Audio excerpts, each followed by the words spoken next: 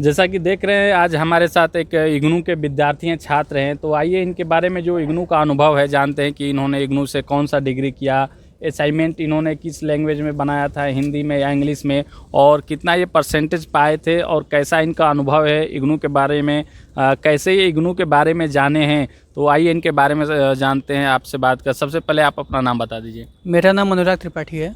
तो ये बताइए इग्नू से आपने कौन सा डिग्री किया है? इग्नू से मैं एमकॉम किया हूँ। बीकॉम कहाँ से आप किए हैं? बीकॉम मेरे बीएचयू से रहा है। तो इग्नू के बारे में आप कैसे जाने इग्नू में एडमिशन लेने के लिए?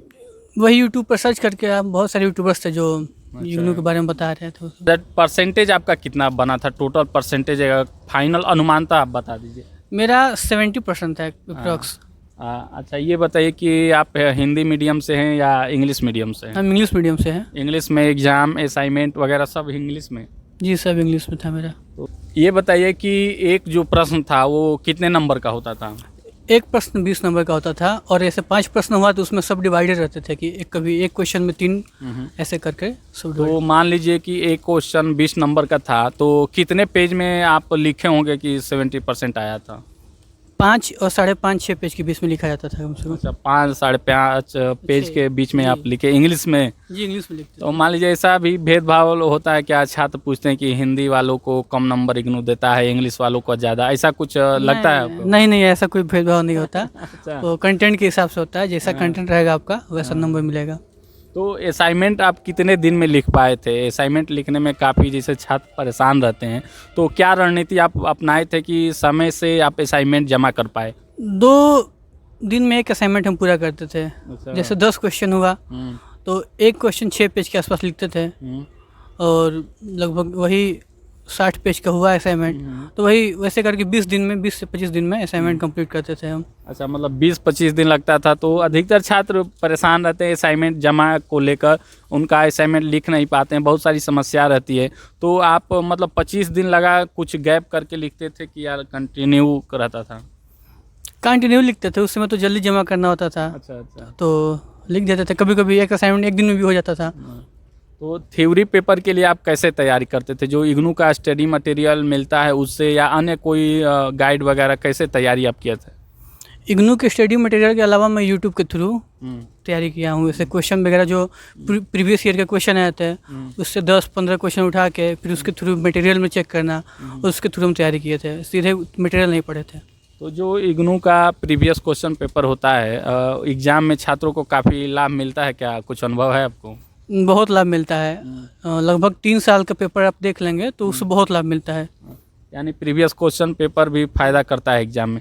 अच्छा ये बताइए कि आप जब एग्ज़ाम सेंटर जाते होंगे तो कितना पहले आप पहुंच जाते थे कि एग्ज़ाम सेंटर में लेट ना हो कुछ? 15-20 मिनट पहले, मतलब हाँ, एंट्री हो जाती थी, उसके बाद सब चेक होता था वही।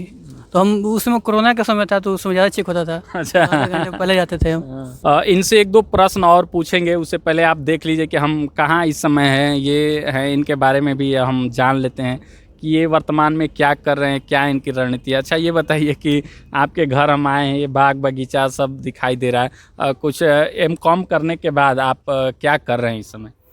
हम रिसर्च की तैयारी कर रहे हैं और सिविल की भी।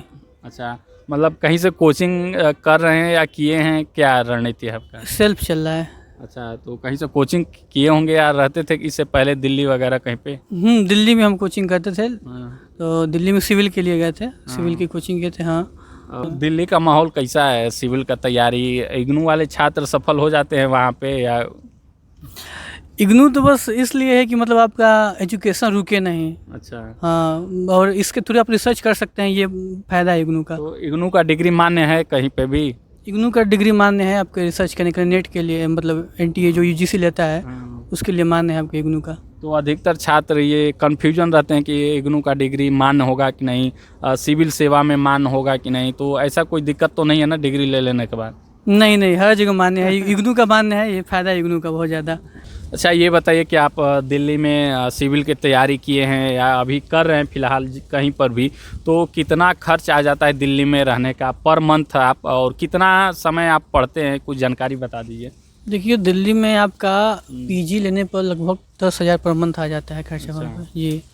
और तैयारी की बात रही तो तैयारी आपके ऊपर डिपेंड करता है आप कितना कर सकते हैं, क्योंकि 1 साल तो आपको लगातार पढ़ना है। अगर आप 1 साल लगातार 10 घंटा 6 घंटे भी पढ़ेंगे तो हो जाएगा, लेकिन लगातार पढ़ना है आपको बस ये। जी। तो कितने साल से दिल्ली में हैं आप?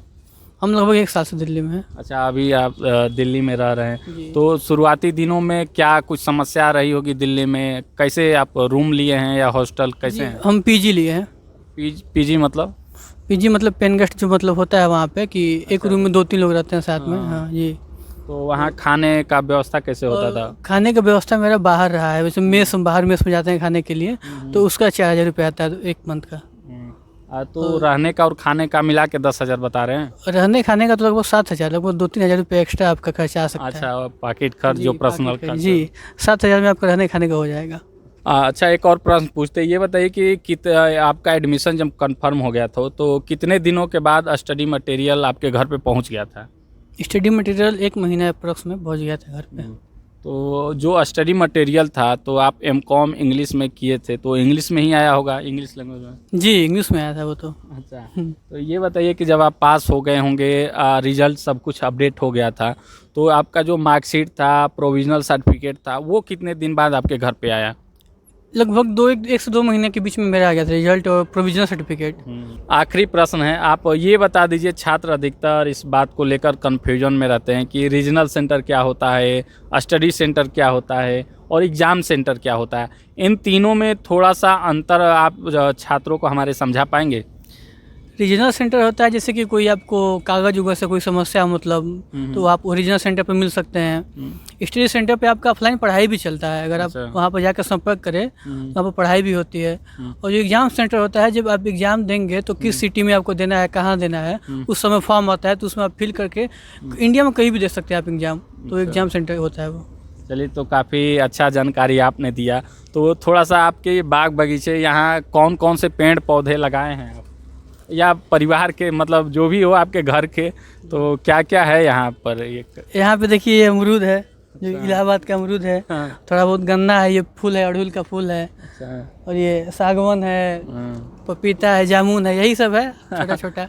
अच्छा, तो मतलब गांव में आए हैं आप छुट्टी लेकर ना, तैयारी करते होंगे तो फिर चले जाएंगे? जी जी, चले जाएंगे। अभी बस पेपर हुआ था यूपीएससी का, तो उसके बाद वही आए फिर वो देने के बाद। अच्छा, तो चलिए, ये थे अनुराग त्रिपाठी जी, जो काफ़ी करीबी थे, परिचित के थे, तो इनसे संपर्क करके हमने कुछ समय इनसे मांगा, तो ये बताया कि गांव आए हुए हैं, आ जाइए, यहीं पे बातचीत हो जाएगा। तो छात्रों के लिए काफ़ी मेहनत से हमने यह वीडियो बनाया है, कुछ जानकारी अनुभव इनके साथ हमने लिया है, दिया है, साझा किया है। काफ़ी मेहनत से इग्नू के छात्रों के लिए वीडियो बनाया हूँ। तो आपके से बात करके बहुत अच्छा, बहुत बहुत धन्यवाद आपको। जी, धन्यवाद, आपको भी धन्यवाद।